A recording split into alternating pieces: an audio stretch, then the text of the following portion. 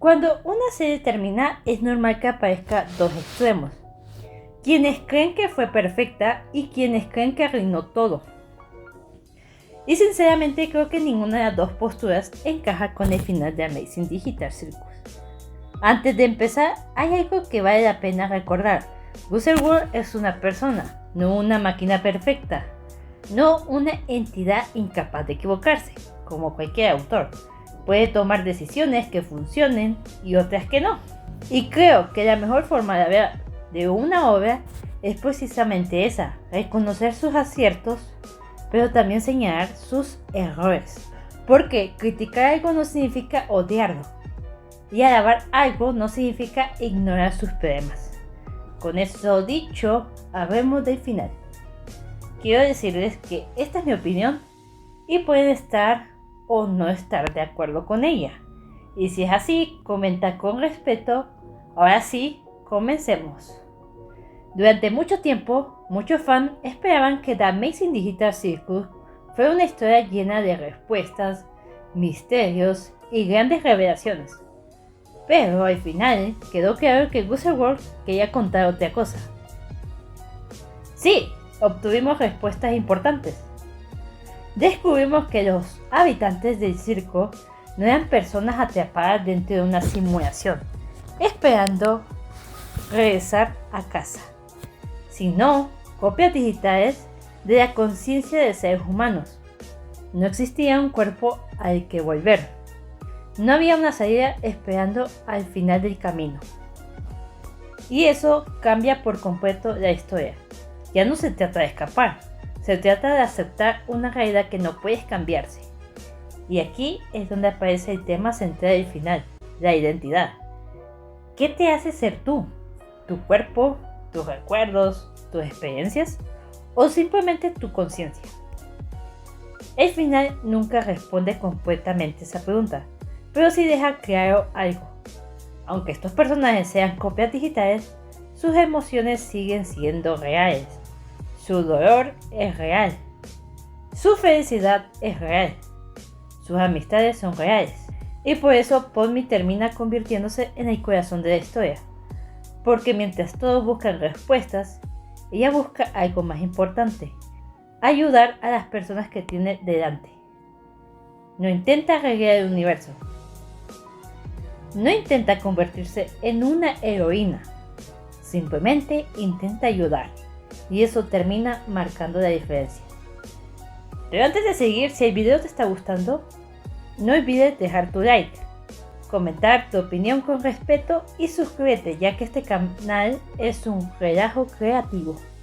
También de manera rápida quiero comentar que estoy haciendo un manga / cómic. El capítulo 1 ya está disponible en Manga Plus Creator. Si te gusta la serie psicológica, puede gustarte, así que pásate y léetela. Y bueno, continuemos. Y eso nos lleva a Jax, probablemente el personaje más polémico de toda la serie. Durante años, muchos fans intentaron justificar cada una de sus acciones. Otros lo odiaban por completo y al final toma una postura bastante interesante. Sí, Jax tiene una historia trágica, pero lo interesante es que su tragedia no comienza en el circo, comienza mucho antes. A través de la conversación que tiene con Rabbit, descubrimos a un Jax completamente diferente al que conocemos durante la mayor parte de la serie. Un Jax vulnerable, un Jax asustado, un Jax que creció recibiendo mensajes contradictorios de la persona que más debía apoyarlo. Su padre constantemente cuestionaba su masculinidad, le hacía sentir que no era suficiente, mientras que su madre alternaba entre las burlas y el afecto. Lo rechazaba, pero también intentaba acercarse. Y cualquiera, eso puede ser devastador, porque nunca sabe si se está siendo amado o juzgado, y mandaba señales contradictorias. Jax intenta apartarse del abrazo y accidentalmente provoca la caída de su madre. Ella deja de responder. Él, asustado, huye y comienza a vivir en la calle como un vagabundo. La serie nunca explica todos los detalles de forma explícita, pero queda la sensación de que Jax cargaba durante años con culpa, miedo y preguntas sobre quién era realmente.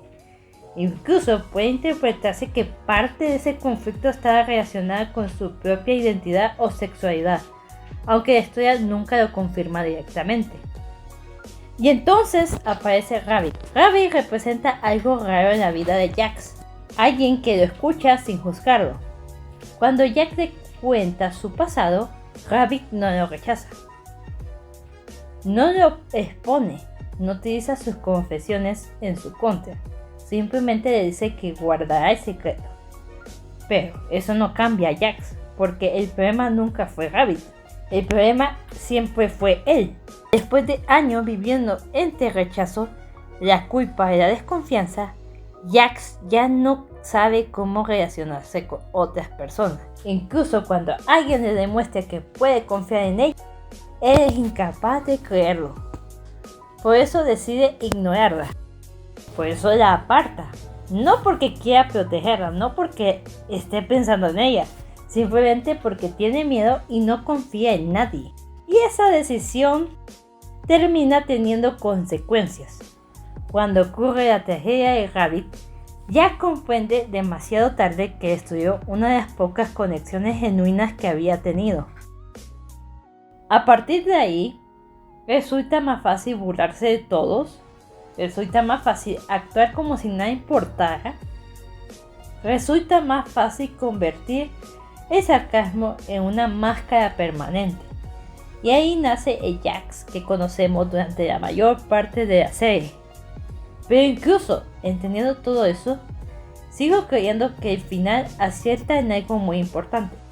Comprender a alguien no significa justificarlo. El sufrimiento explica muchas cosas, pero no las excusa. Jax sigue siendo responsable de las personas que lastimó. Su dolor explica su comportamiento, no lo convierte en algo correcto. Y precisamente por eso me gusta la postura de Podmi. Ella no intenta decir que Jack es inocente, no intenta borrar todo el daño que causó, simplemente intenta ayudarlo. Porque ayudar a alguien y justificarlo son dos cosas completamente distintas. Podmi ve una persona rota y decide tenderle la mano.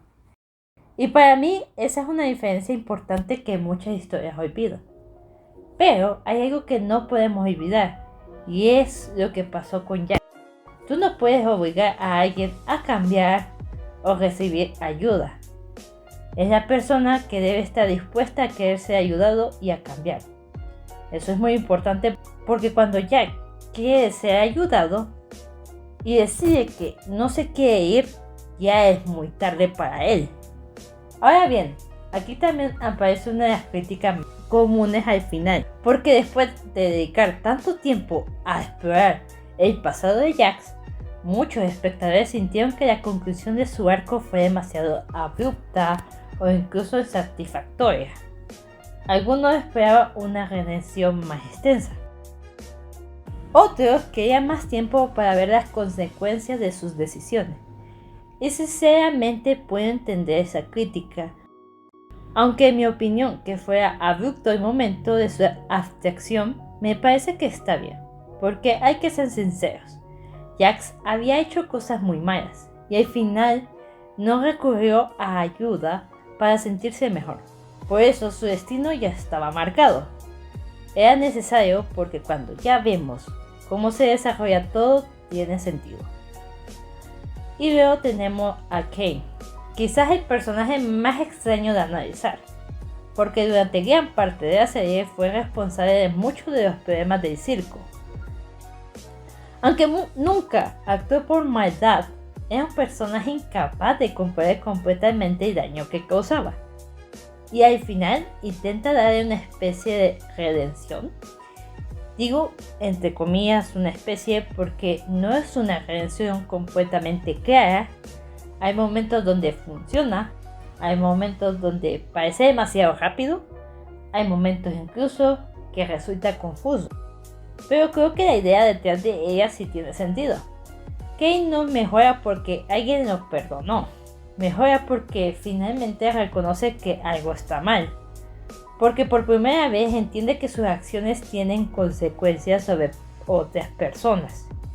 Y aunque la ejecución puede discutirse, la intención está ahí. Muchos espectadores sintieron que esta transformación necesitaba más desarrollo, porque seamos sinceros, hubo conveniencias. Porque si recordamos, Kane fue eliminado y luego se quedó en una especie de limbo, una papelera de reciclaje digital. Bueno, lo interesante y extraño es el momento que aparece una puerta donde hay wifi y puede averiguar sobre la vida de las personas reales a las que le hicieron copia de sus recuerdos. Ahí es donde decide eliminar de su sistema la parte que se impone ante todos. Esa parte como un dios, por decirlo así, para volverse un igual y así poder dar la cara. Aunque de hecho no vemos nada de esto, porque al final de repente tenemos escenas donde ya convive con ellos y parece que ya fue perdonado, aunque sí dieron a entender que no fue fácil perdonarlo. De hecho lo dice Subo directamente. Pero igualmente no se ve nada de desarrollo de esto. Bueno. Y honestamente tampoco me parece una crítica injusta. Porque sí, el perdón es algo muy complejo. Y como se tocó fue muy apresurado. Pero bueno, no es un final espectacular, pero siento que sí logró transmitir un mensaje. Y creo que eso resume bastante bien mi opinión sobre todo el final. No es perfecto, hay misterios que quedaron poco claros y no se resolvieron. Hay personajes que quizás merecían más tiempo.